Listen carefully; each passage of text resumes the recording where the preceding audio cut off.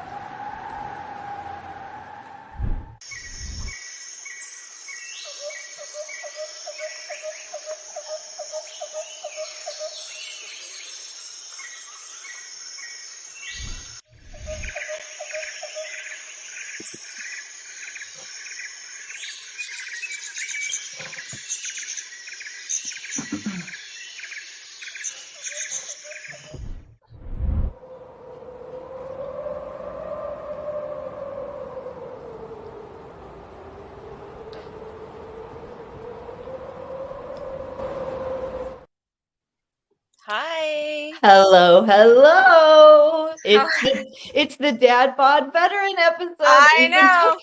We've been talking about this episode. It doesn't even feel real to me. We've actually been talking about this episode for a really long time now. And the day is actually here. Right. I mean, we've been talking about him. You're the one who came across him. I know. And he struck you, and we've all been talking good gossip Let's be about honest. him. We love He's a good-looking man. He's a woo. It's very hot. Yeah, we're going scrolling through TikTok, and we're like, "Well, hello. Who is this handsome fellow?" And then my husband beside me is like, "Oh Lord, another rabbit hole." Another rabbit hole. Well, I think he knows. You know, I think he knows. He's a stunner. What do they call the kids? Call them stunners now, right? I don't know. I give up trying to figure it out. I tried the other day with Linda Rose. I said BFF, and apparently that's no now. BFF is passe. Oh no! Well, then what's the cool thing? What are you supposed to say for your best friend? I didn't want to ask because I was like, "You're going to tell me, and the next time I go to use it, it will have changed." So, well, I will tell you that I have officially in my brain reprogrammed myself to say Lululemon because it makes more sense. It is Lululemon. It's Lululemon. It's Lululemon, you know, like there's Target, right? We should call Walmart. It should be Walmart. I don't know. I don't know how to. Yeah, you got to come up with things. But here's the thing. So you came across him, but of course he has excellent content. I mean, that he has so many followers for a reason. It's not just because he's adorable to look at, but he has such great content. Talk to people a little bit about what they can expect when they go and they follow him on his socials. So he does a lot of satire and a lot of Gen X references. But he has like an accent that he uses, and it's sort of an old time storytelling. You know, it's really funny. Yes, it's so there's comforting. Something calming. I was just gonna say there's something calming about listening to him tell his stories, but then you're laughing at the same time. And it's kind of like comfort food. Comfort's a perfect word. It's like comfort food. Listening to his stories about Gen X and he does a lot of reactionary videos as well. And he's said he's been doing more of those. I haven't caught all the newer ones, but yeah, they're hilarious. By the way, there's one that he has about coleslaw popsicles, and he's like, I don't know what part of the internet this is from, but this is not my part of the internet. And he doesn't like use his real name like some of us don't. You know, we use stage names, what have you. But he always says Mrs. Dadbod, which cracks me up. Mrs. Dadbod. I'm gonna start calling David Mr. M. Yeah, of course. It makes total sense to me. I know the first time I heard him say that, I literally was like, wait, what did he just say? It's really great. So why don't we play? You made a little video, a montage. Let's play so people can sort of get an introduction to this is the Dadbod Veteran. I've come to the realization that we Gen Xers are now the new old people. That means we're next in line for the throne. Have you ever really thought about what that means? You're going to put a bunch of rabid animals behind the important buttons of this world. Starting in the early 1960s, adults didn't want to have kids anymore. A climate of unfriendliness to kids seemed to permeate the popular culture. I don't think I've seen a more interesting depiction of why Gen X is the way that we are. Why we became so sarcastic, so crude, but then again so loving. Because it seems to me, based on this new information, that we weren't wanted at all. Know where your children are? It's 10 p.m. Do you know where your children are? Yes, documented evidence of the differences between today and the days before. There would be times where parents actually had to be reminded to go find out where their children are because they had no clue. Do you remember having a babysitter? Babysitter? What? For Gen X? Those weren't even invented until I was in my 20s. In our times, we weren't actually permitted in the household because that's where the grown-ups lived. And we, of course, were children. We lived in this feral world called the outside. Ah, yes, the Child Launcher 3000, or commonly known as the merry-go-round. Yes, I remember these devices well. Jason! That is a Gen X reincarnated if I have ever seen one before. He had no helmet on, going at full speed, tucks and rolls, stands up, and he cheers. I've learned one very, very important thing. Do not come for Gen X. Andrew, I do believe you have hit the nail on the head. It is very important not to poke the Gen X bear. But the one thing that you may have missed is the fact that while we are full of piss vinegar and sarcasm, the way that we are is not because we want to rub it in your face that our life is harder. No, in fact, we don't want that at all. We work very hard to prevent any future generations from living through the hell that we lived through. But we do want you to respect the fact that the world was different and much more difficult, and while children may complain these days, they have no understanding of what it was like to live in the days before.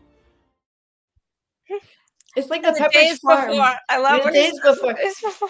I like the music too, but it really is very cinematic. He should be doing narrations Oh my for Lord, blockbusters. right? I really believe that. But it is like the Pepperidge Farm Remembers type feel where it's so homey and it's just, don't you want him to like Comfort read food. books? I want him to read a book to me. Oh as my I go gosh, to like sleep. Auntie Rosie, he'd be sitting there at night reading us Yes. stories. Yes. Okay. Well, anyways, so that's the Dadbod Veteran. Why don't we bring him up and we can fawn over him in real time?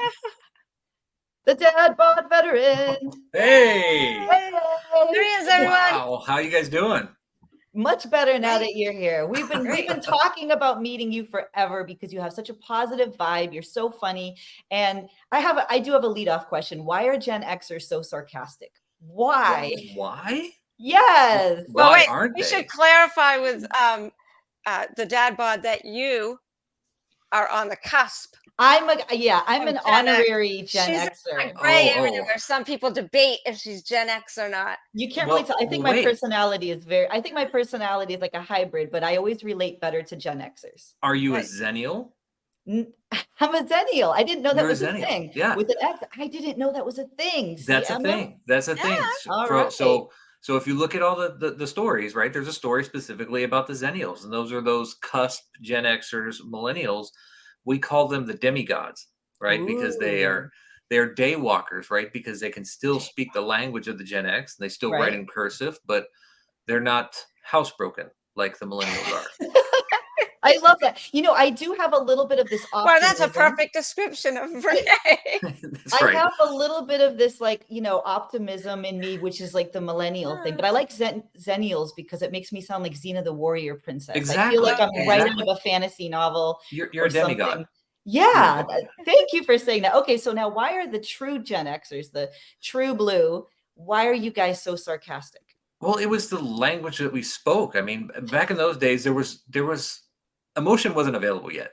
I don't think it was invented. I don't think emotion was invented was during like- our life. And it was like kill or be killed. I'm sorry. That's how it Exactly, was. exactly. I mean, you literally beat on your brother and sister for fun. You had fights at the Yes. bus stop on the daily, and then you were friends the next day. I mean, Everybody was feral. Everybody it was was very feral. feral. Yes, we It were was like wild. Lord of the Flies. We were rabid. What? Yeah, Lord of the Flies. We were all of that. Mm-hmm. And we just ran around beating each other up. Violence was our favorite sport, and you know, so when sarcasm was a love language too. Honestly, back then it was really a love language. When you go into work, even Renee, my mom would say, I'd be like, can I get a ride to work? And my mother would say, you've got your four-wheeler. You can take it. There's got to be a trails that lead to your work. I'm like, Mom, that's like 2 hours. She goes, better leave early. Exactly. Exactly. No, look at it this way. That's If the you were, empathy. That's the empathy. if they What? did not And talk to you, concerned. I'm going to go out in the woods by myself, 2-hour ride. Yeah. Well, if I make it, I ain't got a cell phone. You're not even going to know if I made it. If we didn't talk to you in a sarcastic manner, that means we didn't love you. Honestly, that's the Right. truth, It was a right? sign of love. Yeah. It was a love language, right? So that's just the way it was back then, and it's not the right way, and it's different now. But we grew up in a different time with different methods, and that's kind of the Well, way we were. Well, you touched on something that has been talking about lately that really has changed the way I view social media and the internet world that we now live in. She talked about this is what you said. You said you'd beat each other up and then the next morning you're there at the bus stop and you got to work it out. So is always talking about that. She's like, back in the day, your neighborhood friends, if you didn't get along, you would have find a way to get along. Nowadays, we just block people. We just kind of Yeah. gravitate to the areas of the internet that already That was agree our with what we world. agree with. Yeah. But They we have don't know the how to be internet. diplomats anymore. Well, we didn't have an option, right? We had to get on the No, same that was bus You with that gotta same deal That was with our kid. it. world. And you may have been assigned seats next to that kid. And sometimes the teacher would do that on purpose, right? The bus driver would do Yes. that on purpose. If he knew that you guys didn't like each other, we're going to put you next to each other Mhm. until you figure it out. I mean, Yeah. my brother and I fought all the time.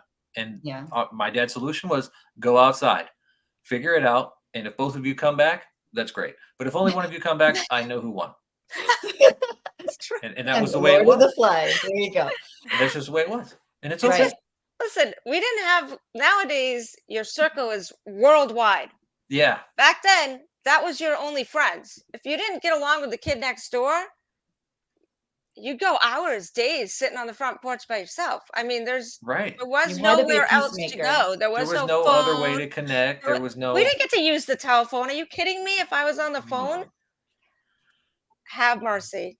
Yeah, exactly. I also like that we would be Didn't. on the landline. You had to share with your whole family. The landline was like a communal phone. We Communal. actually had a party line when I Party was like lines. early Yeah. teenager. Was it yeah. a real party line, like old Yeah. school, multiple houses on a party line kind of Yeah. deal? Oh my God. That is so cool. My last couple years, I lived in a really smaller area, and so my neighbor would get on and be like, "I need the phone," or my mother would yell at me because the neighbor told her at tea she couldn't get into the phone or whatever. And yeah, it was a neighborhood deal, the telephone.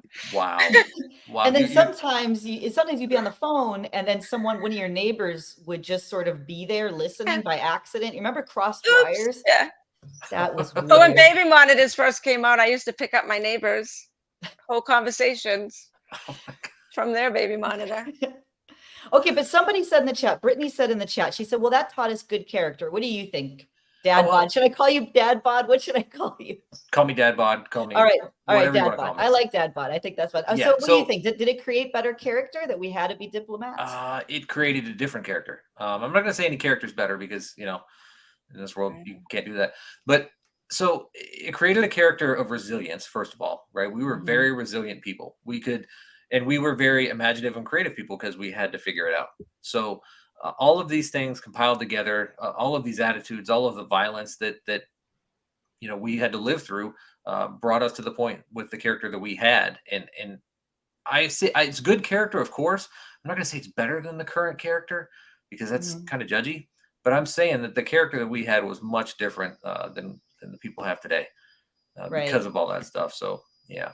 Like we didn't have triggers. So in other words, if anyone young is watching to this, if you had told your teacher or something like that, like that triggers me, change your curriculum to accommodate my teacher trigger, something? that would have literally never, it would have you would just get you go to the principal's office or something.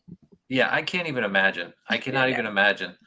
Like, because I still had the paddle at school. In fact, I signed the paddle We had many rulers. times.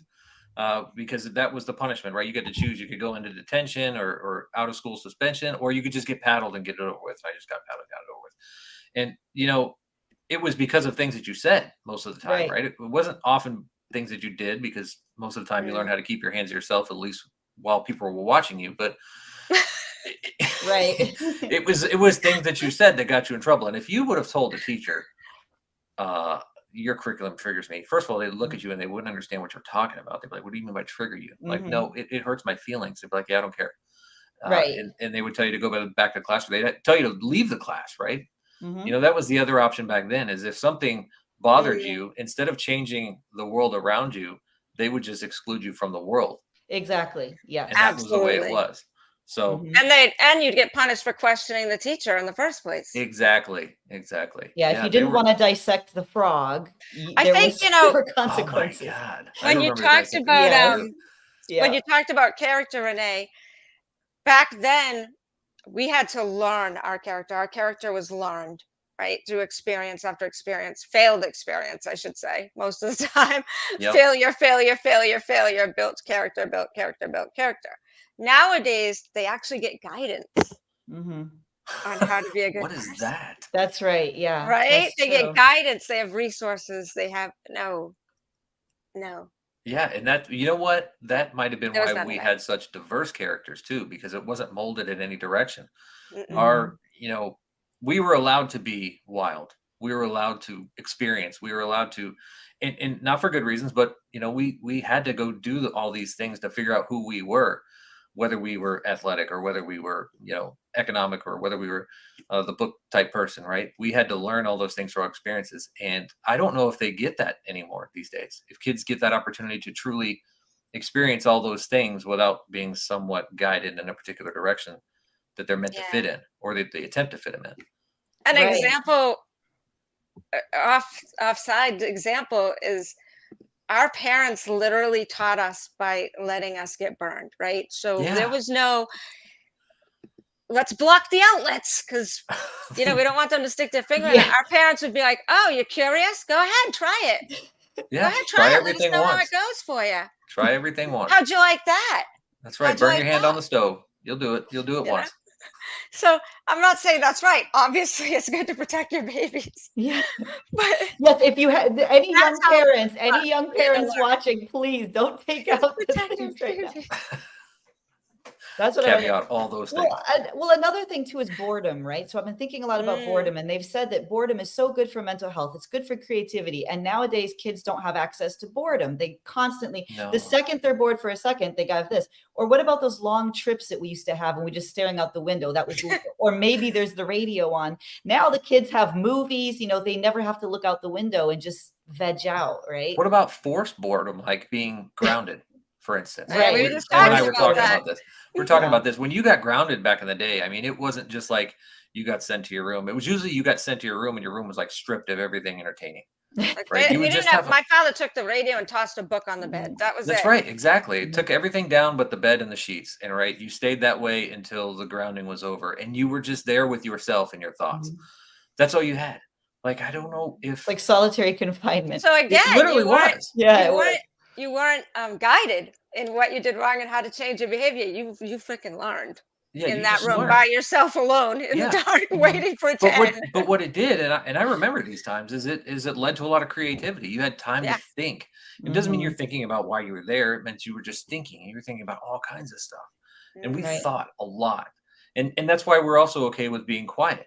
Like we're that generation that's okay with sitting back and being quiet because we were used to sitting back and being quiet. And we were told that, be seen and not heard, right? We were that generation. So our generation doesn't get up and stand up as loudly as other generations do. Now, that being said, we obviously don't think that that's the right way because the generation that we're raising is the complete opposite, right? Exactly. They're loud and boisterous and they'll start a protest at the drop of a hat. And so there's that swaying of the pendulum between the generations that's happening from our generation to the ones that we're raising today, which I think is awesome. It's cool to watch.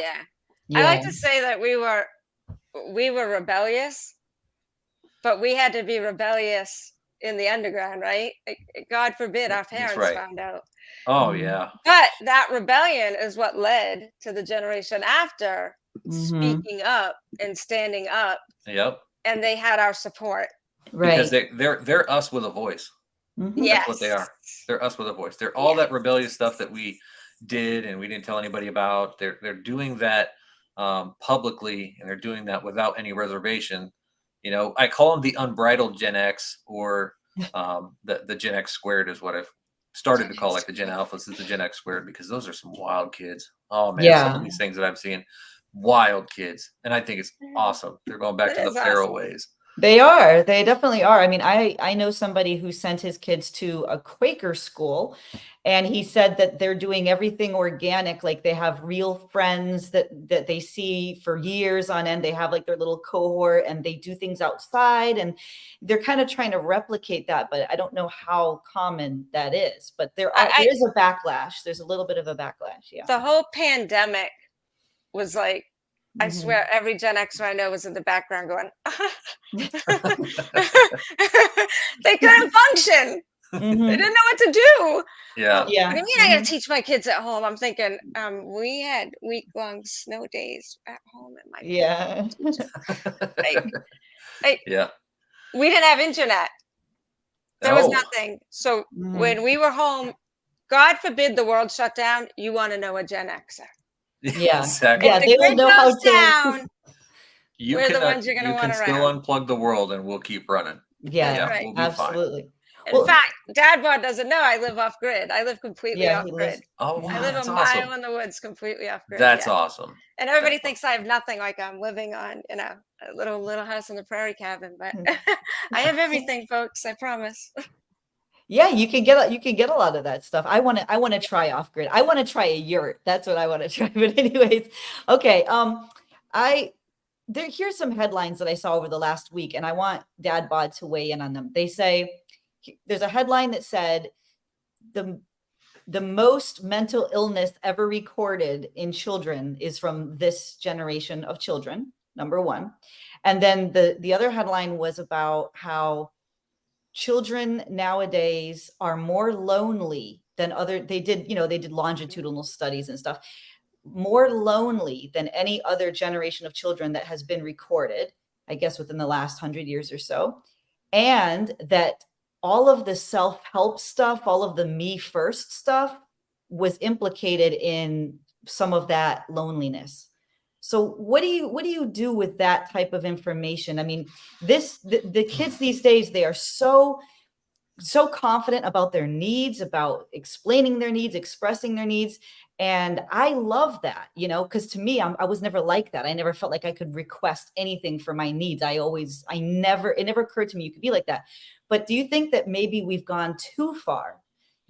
Everything is about what I want, what I want, what I want. It's no compromise, no relationship oriented thinking, no community based thinking. What do you think about that? Yeah, so I'm going to touch on the lonely part first because I think that's the easiest one to answer. 100%, I agree that the kids are very lonely. They don't have direct interpersonal relationships like we did, like Em was talking about. We had a set of people that lived in the neighborhood or went to school with us, and that was it. That was all of your options for friends, right? And the kids these days, they have surface relationships in this electronic world that weren't available to us, but it's not that tangible emotional relationship that you can develop from face-to-face experiences and running around in the woods and burning down stuff together that those are irreplaceable situations. So I think that tribal, almost like it builds a community, like brothers in arms, right? Exactly.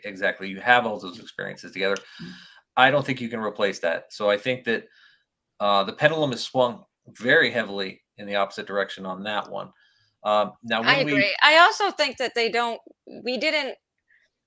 I think we went so far with our children that now this generation, the next one they don't have the skills on how to create a relationship. You go into a waiting room. I have friends I met in a waiting room yeah, 20 years ago, and we're still friends. You go in now and it's silent. Oh, remember Renee, when Linda told me, I went to say something in a waiting room. She goes, you don't talk to other people. We're in a waiting room. Yeah. I'm like, that's her 15-year-old granddaughter. So okay. Yeah.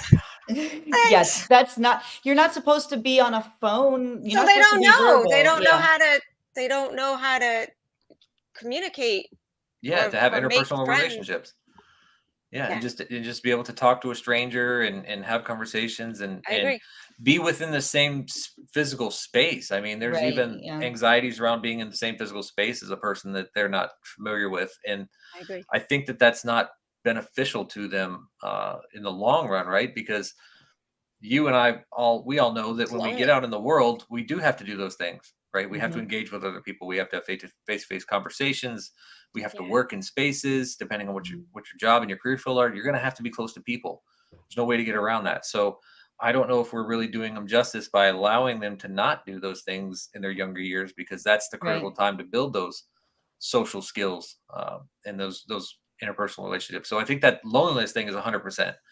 Now, when we talk about the mental health part, I think there's, and this, I'm going to be gentle on this one. I think there's two things at play. There's a little bit higher sensitivity, in my opinion, in the medical field towards these type of things. They're a little bit quicker to diagnose those things than they probably were in previous generations' lifetimes.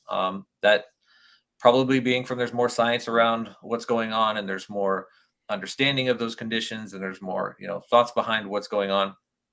But with that said, I probably believe that there's also some over-diagnosing going on as well, of if there's any indication, or if the parents are leaning towards this type of condition because they WebMD'd it or something like that, then maybe there's some doctors that will probably just agree with them and let them go down that path.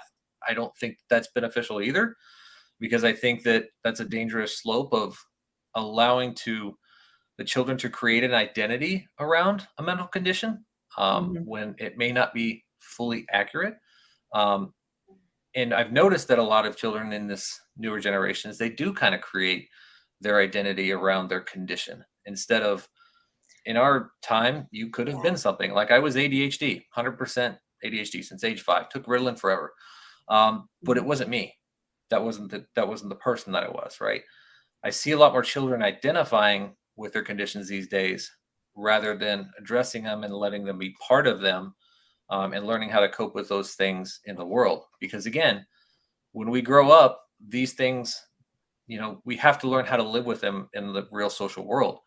And if we can't do that, that's going to be more detrimental than, anything to us. So that's kind of my thoughts. I agree with that, because Em and I both live with different chronic illnesses, right? And I was struggling really since I was a teenager. And in fact, there was like a 6-year period when I was a teenager and a young adult when I had seizures, which were the stigma is still out there, but I never, even though it controlled during those years every aspect of my life, I think you're right. You just hit the nail on the head.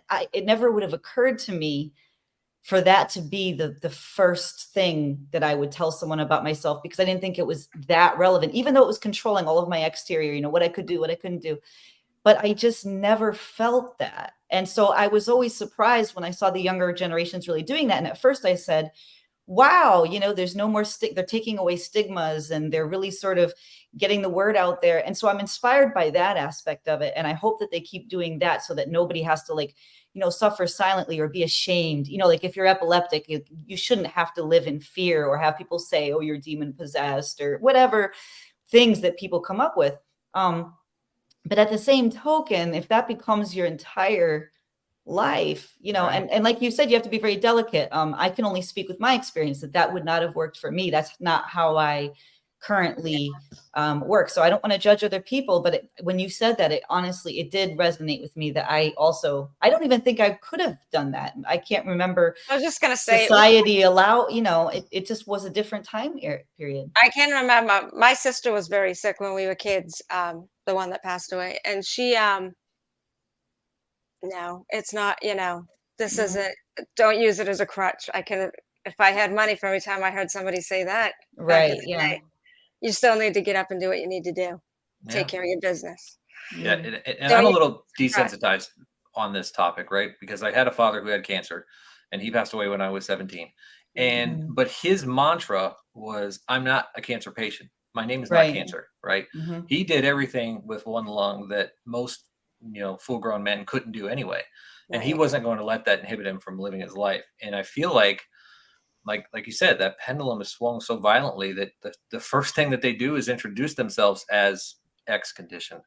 And that's not them. They've got a name. They're a person. They like to draw. They like to ride bikes. They like to do whatever they like to do. They're good at video games. That's who they are. It's not that condition. And I feel like we may be doing them an injustice by allowing them to live that face, right? Instead of living the face of the person that they are. Because the world's not going to accept them, in my opinion, when they grow up as the face of that thing. It's going to be harder for them. It's hard. It is hard to make those decisions. Oh, Mrs. Dadbod's Mrs. here. Hi, Dadbod's Mrs. here. And Dadbod. You found us. she said they go into the Navy. They do go into the Navy, and that's a great point. So we have a son who was challenged when he was younger. He was challenged on the spectrum, and he is now an uber successful guy in the Navy, doing great things. So, Yeah. not like my not son living was that. my son was on the spectrum, as everybody here knows, and he didn't know till he became 18, and we gave him his medical records. Yeah. Oh, He didn't wow, even that's know. interesting. Oh, that's We very took him. interesting. We still went to a therapist as a family to learn how to help him, but we didn't want him to be, because back then he would have been in us. He wouldn't have been integrated. Right. And we wanted him to be able to be a strong adult. Now, every child's different and the spectrum is different. So I am not knocking anybody who, doesn't do it the way I did. I was blessed to be able to do it that way. And the time was different. And I did want to touch on the mental health issue too. I Okay. think one of the reasons that nowadays mental health is amped up to where it is we couldn't tell people we had an issue. Yeah. Yeah, that's true. So there's no documentation. I didn't go Right. in high school to see a counselor. Do you know our counselors were not for counseling. They were they were for the kids going to college. Yeah, exactly. They're admissions They would counselors. go there, to learn about Mm. how to do admission and all that. Like, we couldn't express those feelings. So of course there's no documentation, because there was no documentation that we felt bad in the first place, never mind any treatment or diagnosis or even exploring those feelings. Like, Yeah. it just Yeah. didn't Right. happen. Mhm. Yeah, there was definitely So that air of keep your problems in the house before they get anywhere else, right? Right. There was definitely a little bit more control around yeah, those situations, but again, pendulum swinging violently in the opposite direction is kind of where I feel that.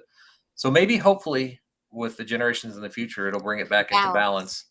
It's And all about balance, and that's what I want to make clear to someone, because Lorraine O'Leary is watching, and she said, my granddaughter told me in Zoom today, her classmate made fun of her because she has seizures, right? So that's when being able to fight back and end that stigma and find your tribe and be like, I have seizures, and, I'm proud of the person I am, of how resilient they've made me, and basically make the other people deal with whatever bias that they're having. So that would be like one thing that would be a healthy part of it. We're talking about when you swing so far in the other direction, where that's all you think that you have to offer, which to me is just as unhealthy as in the other direction. So Lorraine, I'm sorry that happened to her. My heart goes out to her and to anyone suffering from epilepsy, because I also didn't feel like I would have my closest friends to me say weird things, like very weird things. And it was really sad, because people don't understand disability. So I'm so glad that we have people out there who are like warriors, and they're like educating and making people proud of every aspect of them. But even with any part of your personality, I would caution, I think what Dadbod is saying, and tell me if I'm right here, I'm going to paraphrase and say, is it really a great thing to take any aspect of your experience or your personality or life and sort of just make that your be all end all, instead of, seeing yourself as a complete individual, no matter what it is? Like, oh, I have a PhD, and now that's like your only thing. That's it. Yeah. So it's not just about this. It's not just about having a disability, right? It's like any nowadays. And I think that might come from these usernames and stuff. Think about it. When we log in somewhere, we have to identify ourselves. And then, like, if you're doing a TikTok or something, it's like they'll say, do your niche, or like, I think we're being taught how to be really streamlined and really monodimensional.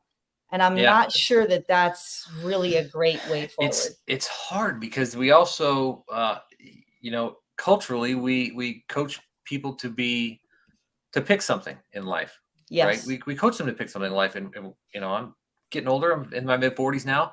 The one thing that I do know is I'm not anything that I was in my past today. Right. And I did a lot of stuff in my life. I was in the military. I was a football player. I went to college. I did all these things, but none of those things are me. Right. They're not the totality of me. I am the totality of those things put together. That's what creates me. If my ADHD, that's part of it. Right.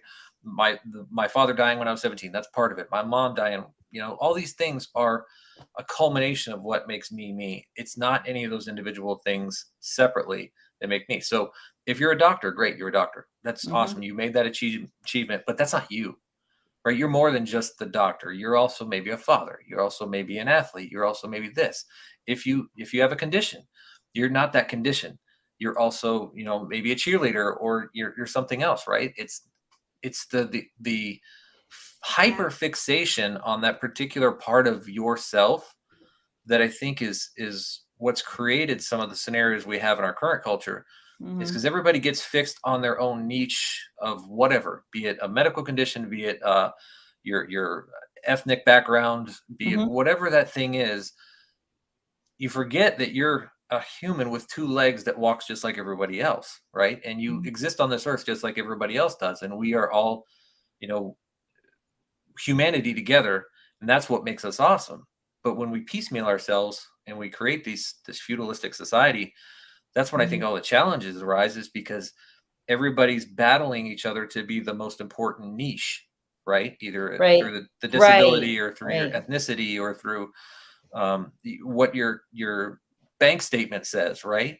There's all these niches running around, but there's no collaboration and collective community, like you talked about. We've gone away from that, and the communities are almost household only now, right? That's your only community, is just the people that live in your four walls. And that's I struggle with that a lot. Right. It's like, what are we going to do with that? How are we going to get past that? They're texting each other from the next room. Yeah. They're not even talking, like not even speaking. Yeah. Right. Exactly. Yeah. And the other thing is, when we turned 18, we were expected to leave our home. Like, it was not a discussion. At 18, you left. Yeah. It didn't matter if you had a job. It didn't matter if you got accepted to college. And most parents, there was no parent loans for college. You paid for your college. That's right. That's right. And I'll tell you, whether it meant going in the service or working through college, or this is where I think my Gen X has stayed, because all of the children in our household have either left for college, joined the military, or figured out life on their own. And I want to say that was a lot of me, but I think it was also, we started very early with the conversation about that. Some a little bit more directly, others not as directly, but successfully, all of them have left home and found their ways out in this world. All 5 of them actually have left home and found ways out in this world. And yes, that was a complete expectation. Like, I didn't have a choice. I turned 18 and I joined the Navy like 2 weeks after high school. That was it. My brother went to college, and my sister, she went off and found her way. And there was no variable there, right? There was no option for you to stay longer or anything like that. It was breaking the plate on the front porch and saying, okay, this was your last dinner kind of deal. And then you're out. Right. But see, here's the thing that sounds so cruel to today's generations. But the truth is, the parent was doing it out of an act of kindness and love, knowing that at some point they're not going to be on earth anymore to be able to do everything for you. So they're doing that. They're helping you help yourself so that you can be self-sufficient and not totally. That is exactly what I told my kids. Honest to God, because my dad died when I was 17. Right. That is exactly what I told them. I'm like, look, you need to figure it out faster than anybody else, because I'm not going to be here forever. And I told them that. And I live that. I live that philosophy. And it's because of my traumas that I'm not going to be here forever. I want you to be fully 100% sustainable on your own without me. And I confidently believe that all of them will be able to do that. Some may struggle more than others, but I think they're all going to be able to do that. But that's where our parents were coming from. I think either that or they just didn't want us there anymore. They're like, our job is done. Let's be honest. I think it was a little 50-50. Pour me a coffee, Brandy. Job's over. They're like, it's my time. Okay, get out. But I think there's still a lot of that there as well. It's like they wanted them to go and live the world on their terms and be able to be successful on their own terms. But it's also harder now than it was before, in my opinion. Financially, the world is a lot different.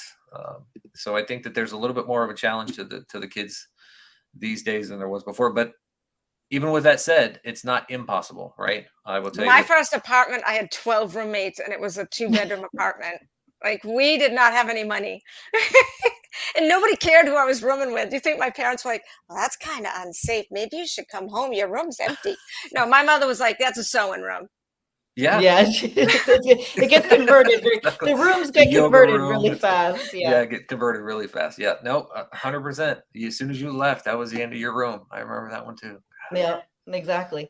So let's talk a little bit about your journey through life. So you were in the Navy. I mean, let's start with your name. So your social media, your tag or your handle, I think they call it, right? Handle is the Dadbod Veteran. Talk us through every syllable of this name right now. It's all intentional, I promise. Okay, I know. So the is a hidden word in there for Ohio State. I'm actually originally from Ohio.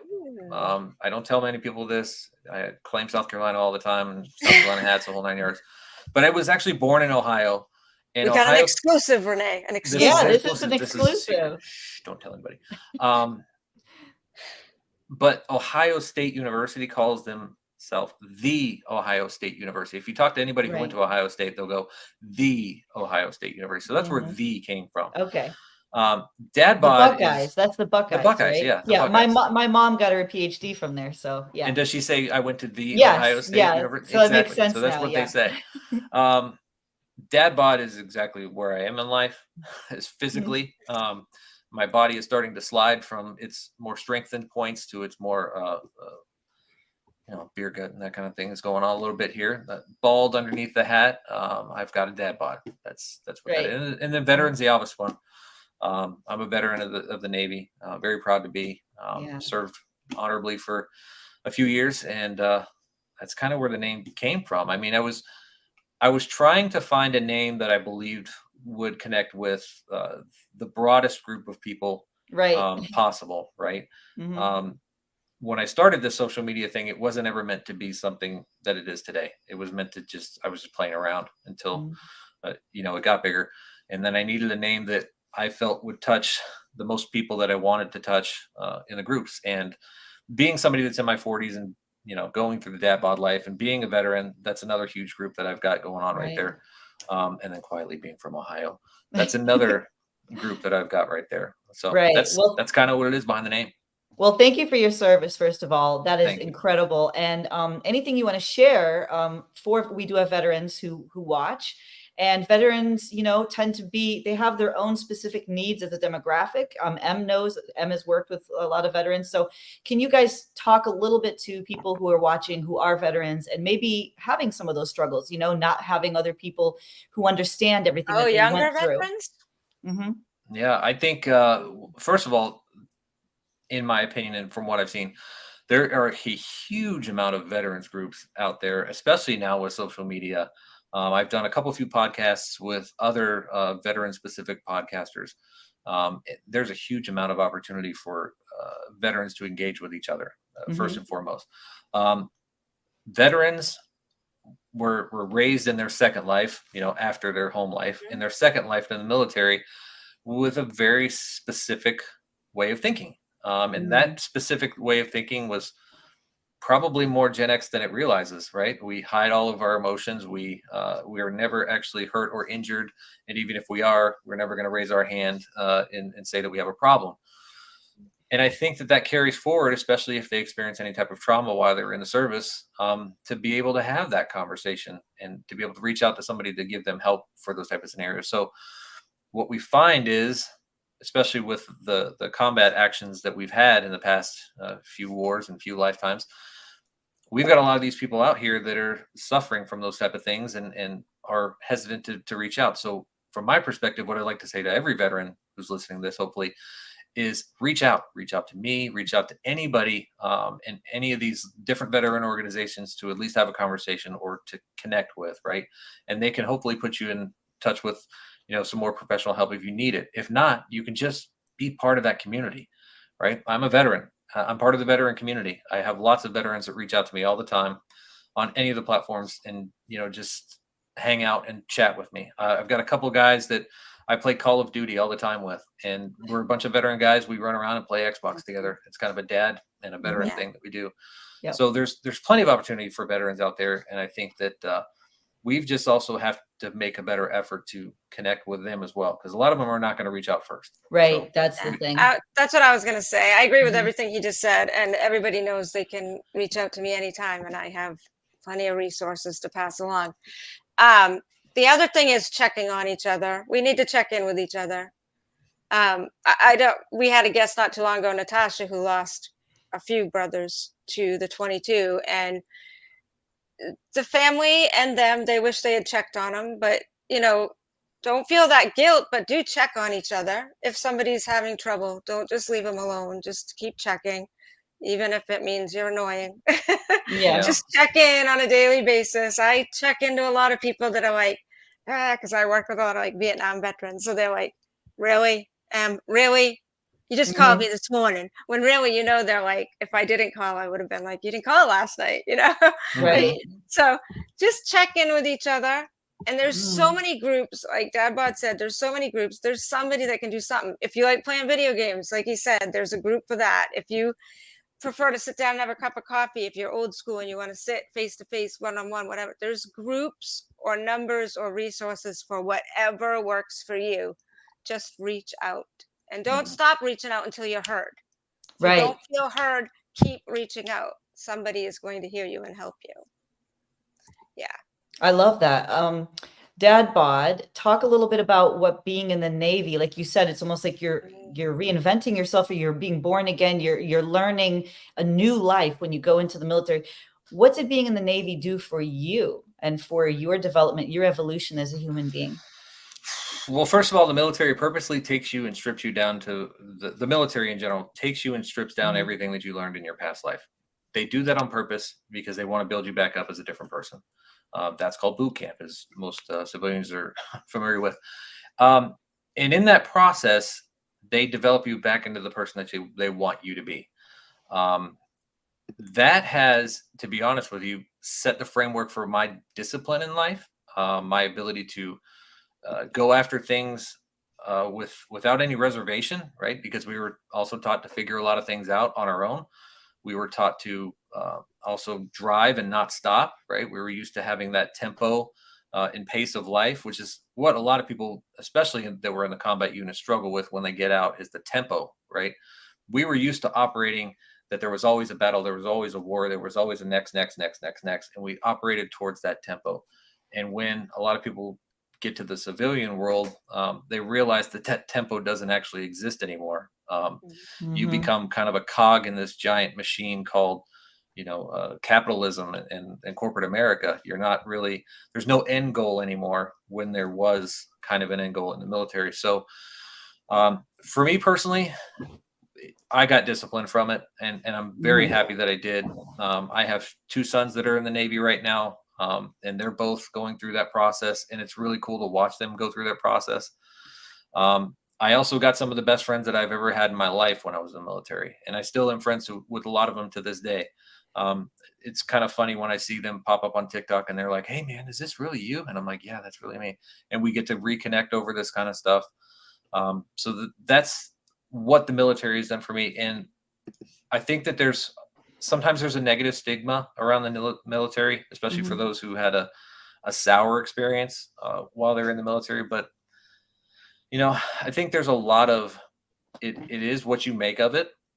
It can be a bad experience. It can be a very rough experience. I've got two different spectrums of the way that my sons are handling it. One is having a not so happy experience. One is having the time of his life, and they're on opposite ends of the work spectrum, if you will, inside the military. So a lot of the military experiences are what you make it, with, of course, the exception being the combat units. That's definitely exactly what it is, right? Those are really tough scenarios for those guys.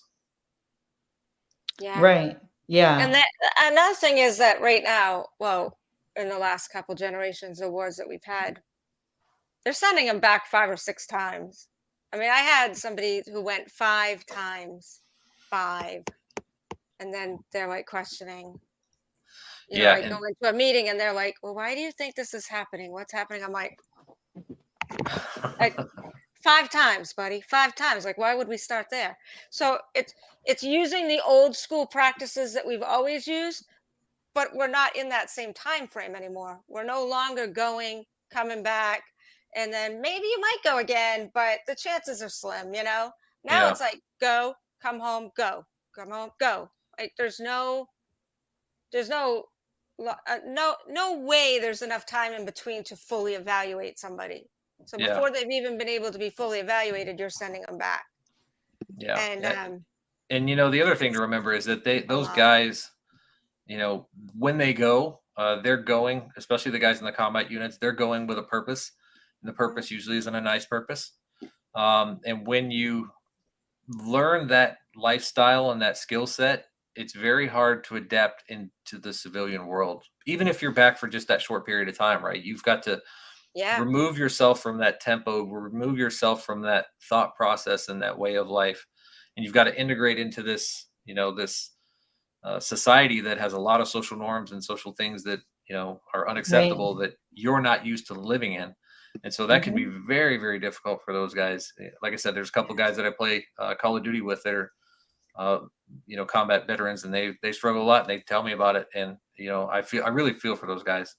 Yeah. It's an unfortunate part of what we ask them to do, right? Mm-hmm. And we haven't figured out how to take them with the training that we gave them, with the questions that we asked them, and with the things that we tasked them to do, and then figure out how we can make their the rest of their life good.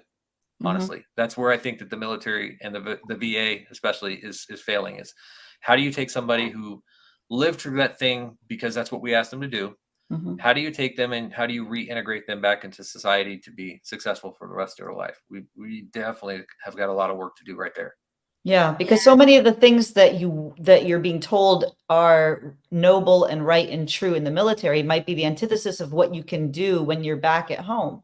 Right. So it's very confusing, you know. Even the little things. It doesn't even have to just be the big things. It's even the smaller things that you day to day need to do that are no longer regimented, or no longer like, okay, got to do this now because I got to be over there and I got to do that. Like, it's just those tedious little things even can be just enough time where their mind is now wandered into dark places. So Yeah.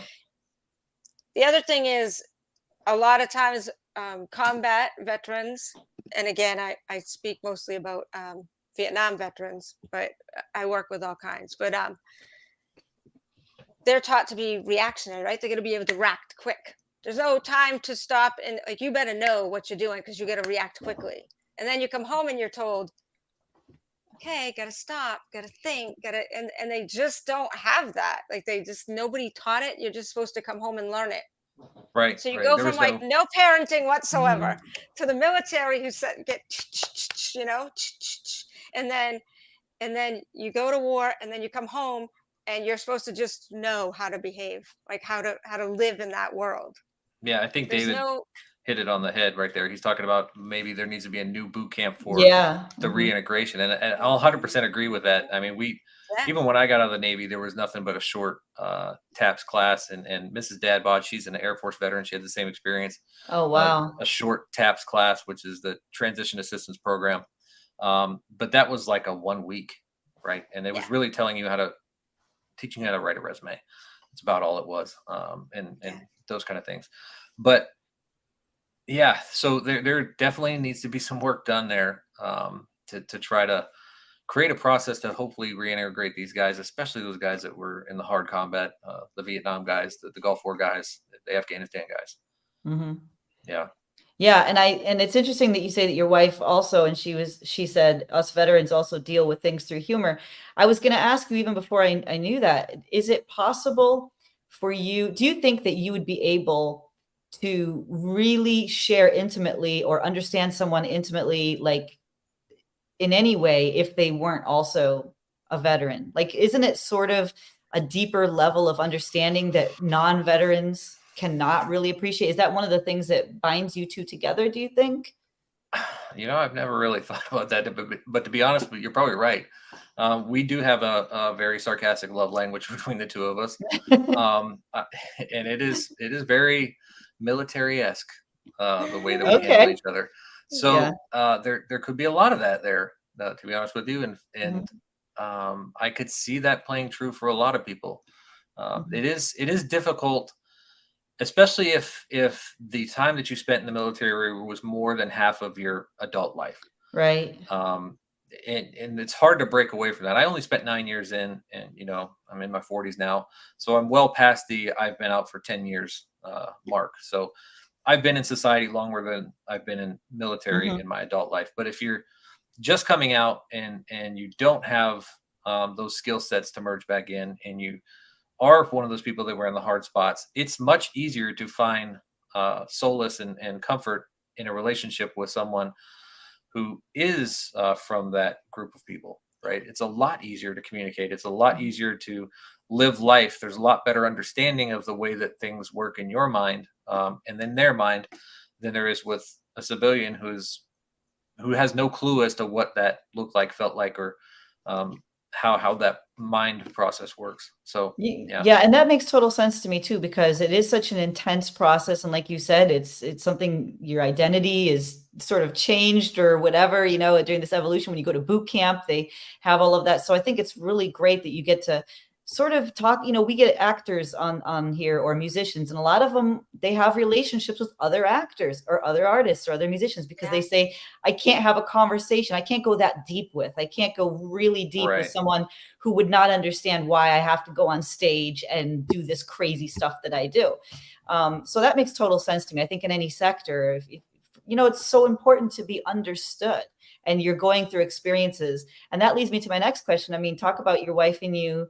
When did your sons come to you and say, hey, we want to go in the Navy? I mean, how did that, and what experience is that like for you guys? I mean, well, we had the first one was a very Gen X experience. You'll enjoy this one. So basically he was working at Taco Bell, and mom had recognized that he's working at Taco Bell and he didn't look like he had a direction in life. So basically we picked him up and took him to the recruiter's office and said, you're going to pick one. Because you ain't gonna stay here, and Taco Bell ain't gonna give you a roof.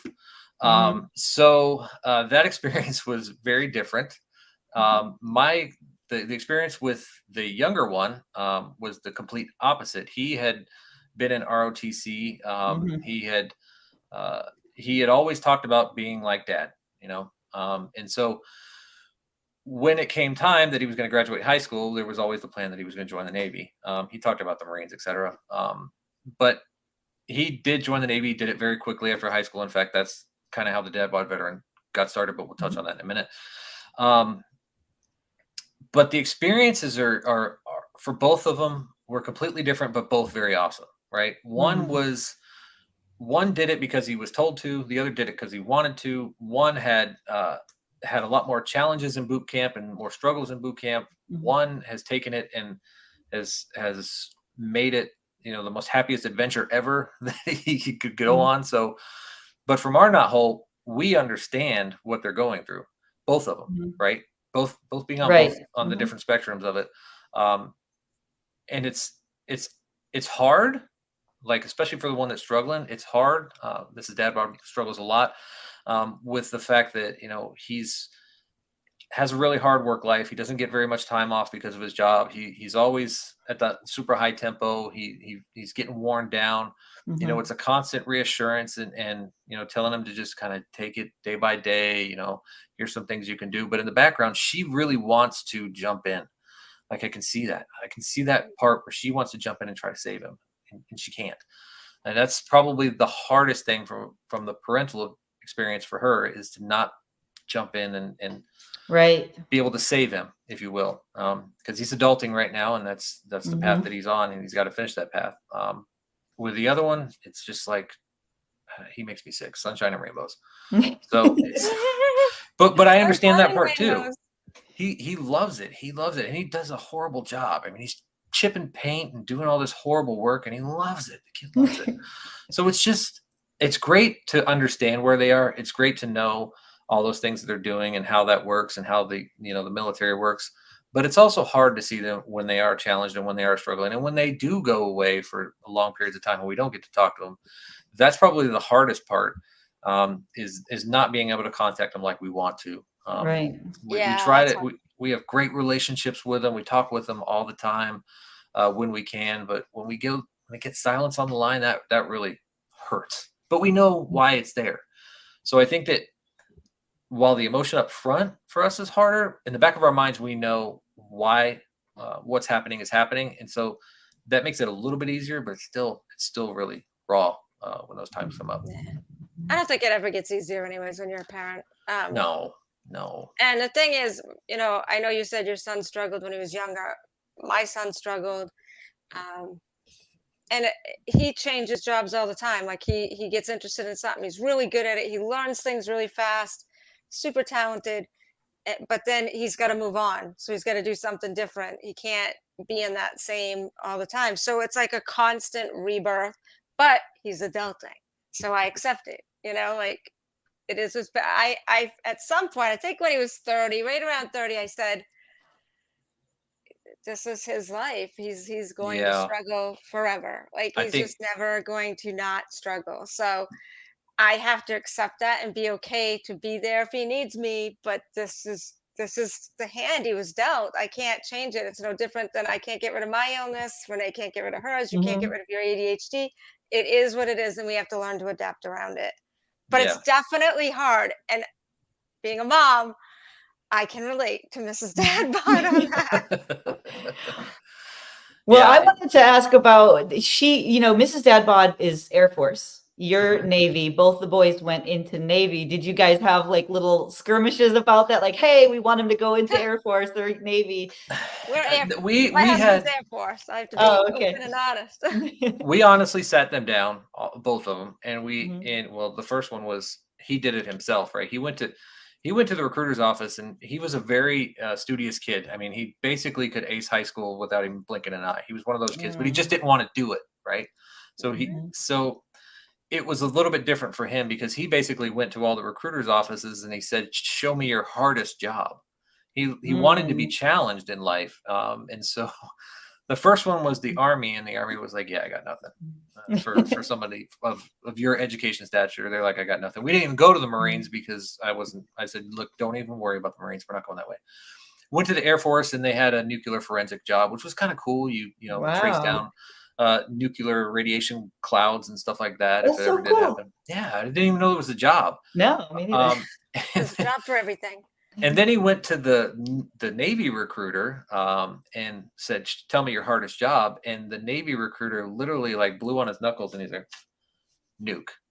And if you're not familiar with that term, that's the nuclear engineers on the Navy. It's the hardest job probably in the world, right? And I told him, I said, "Look, you probably don't want to go this hard, right? Because this is really hard." And he's super smart, awesome kid, and he did it.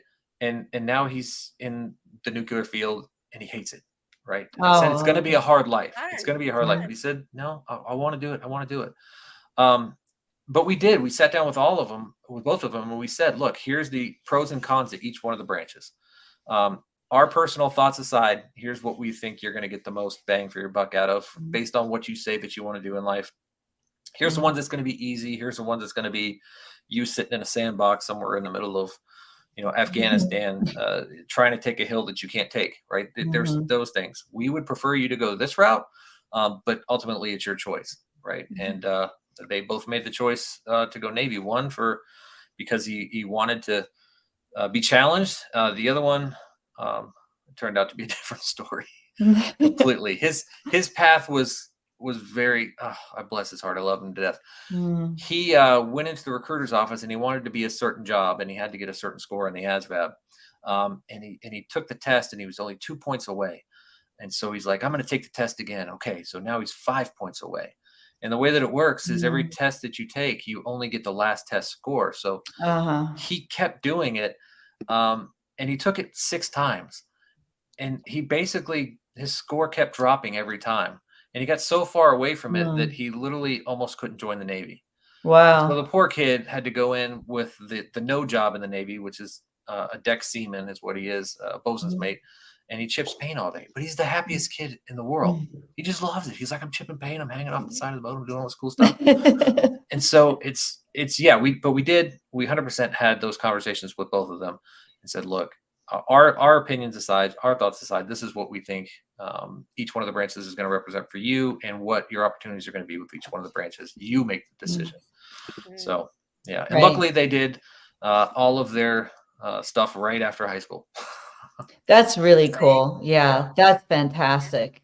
I have to Yeah. agree with Mrs. Dadbod. The Air Force has the best bases. They do, Best. and you know the Air Force invests in their Mhm. bases because that's where their stuff is, and the Navy invests in their ships. So it's That's right. My just where they father-in-law put was their money. actually my father-in-law was always in a submarine, and he was on the Oh, Daniel Webster, and he just passed away in May, and that was like a big thing when he passed. We got all this information of how he wanted certain things, and one of them was his patch from the Daniel Webster. And Oh, he wow. wanted that That's with him. awesome. oh, He was that's so cool. proud That of is so that. cool. It's funny because we didn't really know that much, but Mhm. Yeah. yet when he held on to that. It was a personal thing for him more than we ever knew. And the oldest But, one is Wow. on a sub too, by the way. The nuke is on a oh Oh, sub. yeah, it's a wow. tough Yeah. life. It's a tough, It's a tough tough life. life. I couldn't. He was underwater for like 8 months, literally Yeah, last year, and I don't know how he yeah, does it. I don't know how he yeah. does And it. then I couldn't do it. back when my father-in-law was doing it, there was no communication, like zero, zilch, Mhm. zip, Yeah, nothing. There was no way to communicate an emergency, anything. So yeah, that's I wild. can't.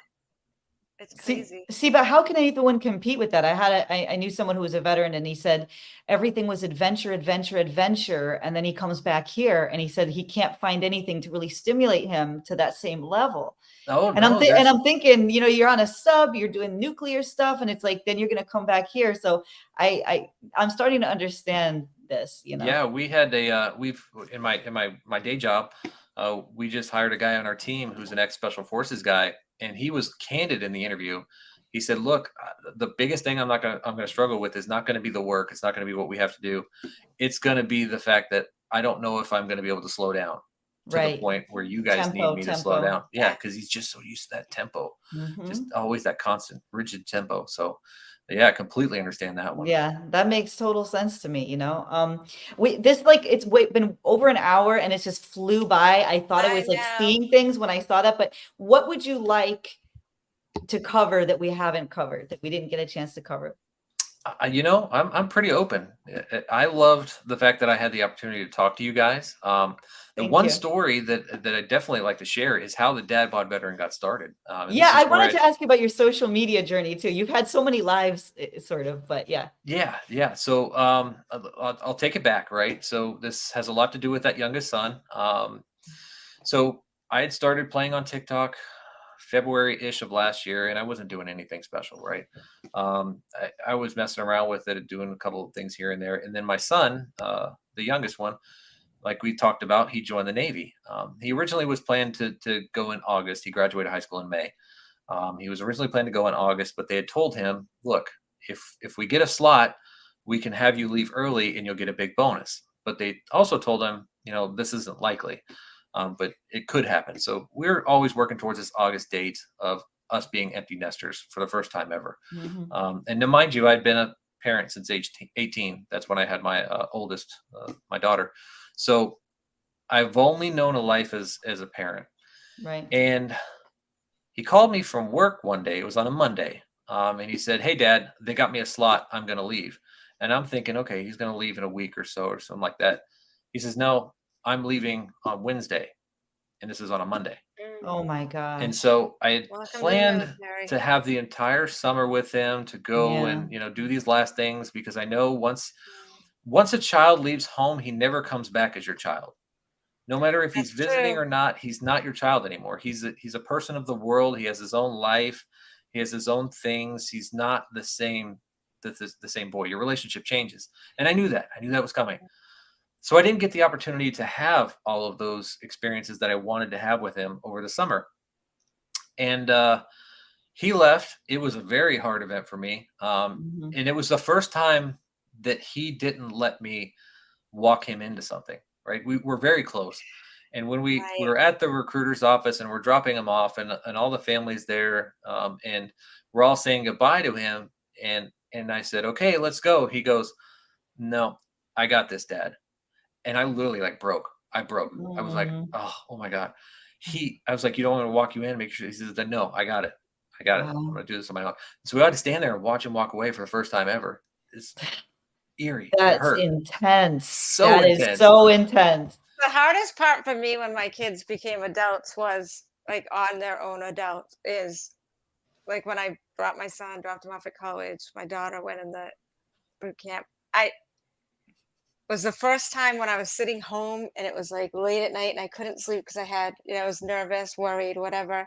And I had no idea where my child was or what they were doing, and I couldn't call and ask because they're adults, like their mom can't be calling them at all hours of the night. They're Yeah. adults now, Yep. and that is such a gut-wrenching, terrifying feeling. That is the hardest feeling to let go of. It Is is. It was not so hard. It was so hard. knowing, are they It- okay? What are they doing? Do they need me? I don't know, Exactly. Can't communicate with them at all.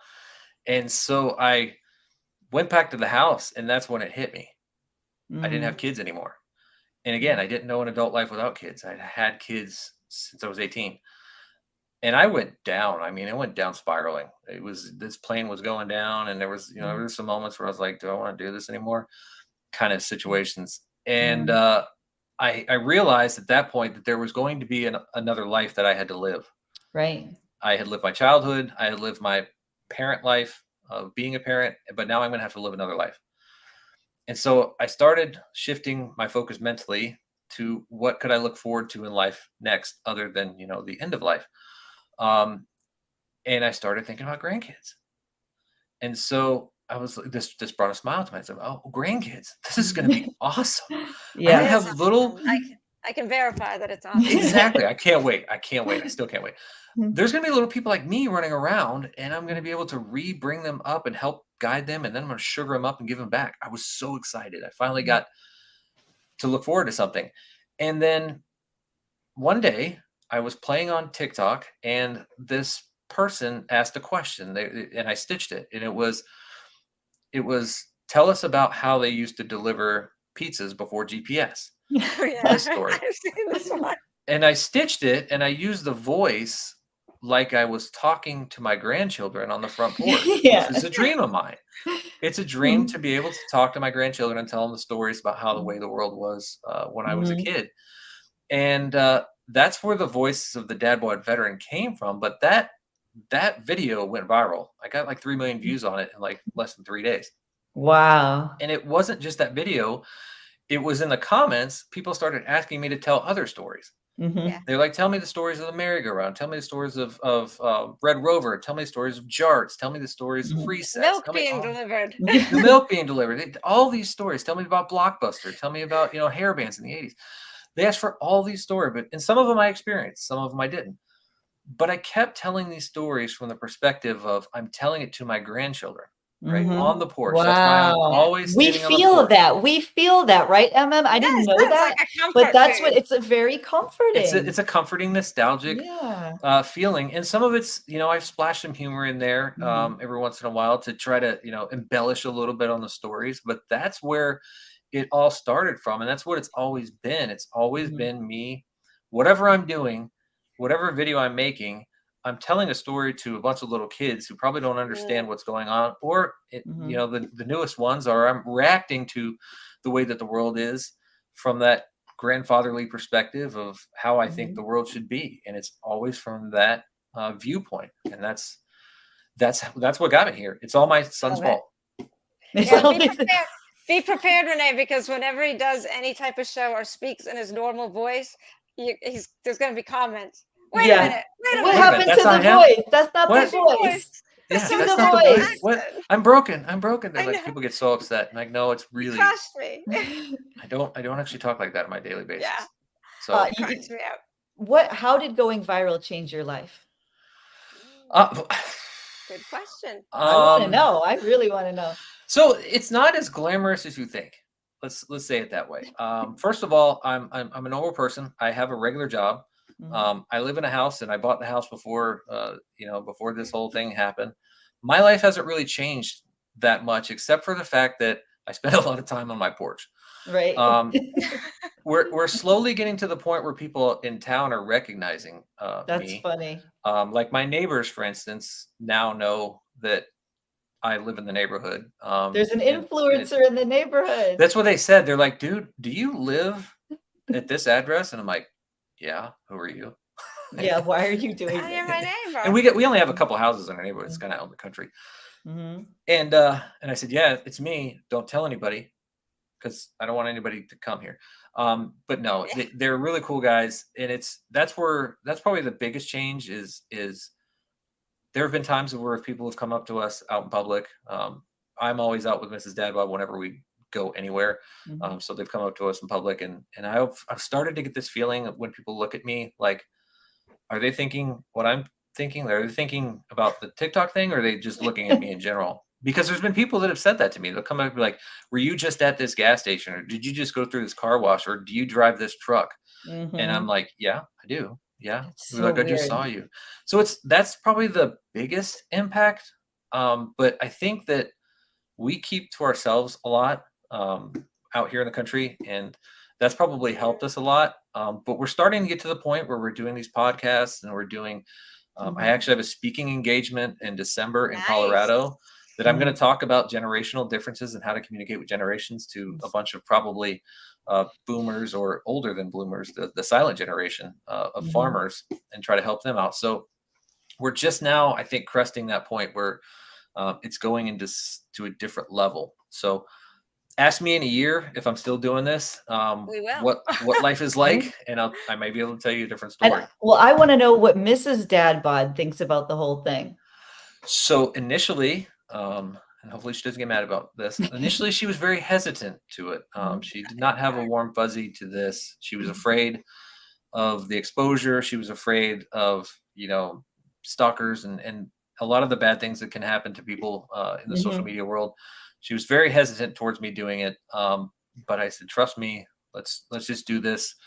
And it matured, and it took a long time. She, didn't like me on my phone all the time, but now we're at the point where she's like, don't you need to go do some videos? Or don't you need to go do a podcast or do something like that? So she's very much embraced it. You'll see her. She likes to, she's a troll on my comments, a pleasant troll.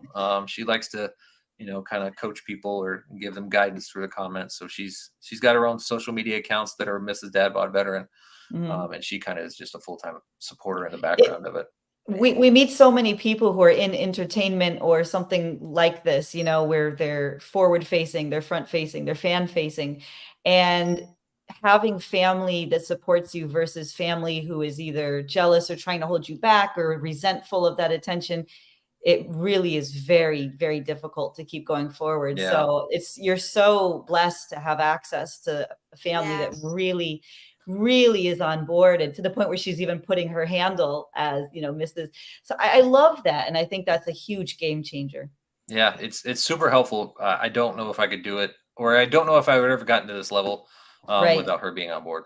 Probably not. So I'm glad that she's on board, and I'm glad that get to do this together. Right. Well, you get to do it together. A lot of people in our comments are like, come back. Yes, come back. And that's the thing. And we kept you long, but we had so much to say. And it's so interesting because we could do a whole show about your veteran stuff, about parenting, about generations, about social media. I guarantee that at some point we're going to want you to come back if you'll say yes. We're going to want you to come back to weigh in. We do panel shows as well. So if there's topics that you're passionate about, we'd love to have you on one of the panels to talk about whatever.